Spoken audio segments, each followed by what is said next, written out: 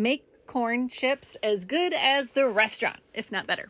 So you're going to take oil, I use canola oil, and heat that up to between 300 and 325 degrees. Once you do that, you're going to take your corn tortilla shells, either white corn or yellow corn. These are white corn, and you're going to quarter that. You're then going to place those into your oil. And you're going to move those around. You want to make sure they don't stick together. And it takes a couple minutes for them to start to turn crispy and golden. So once you see that golden color, they are done. You will drain your oil off.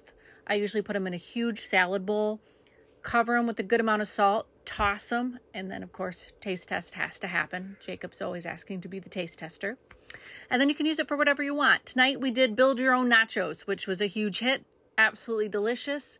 And yeah, you have to check out making your own chips. Super easy, a lot more affordable, and they taste great. From the Nerd Who Loves Food. Have a wonderful night.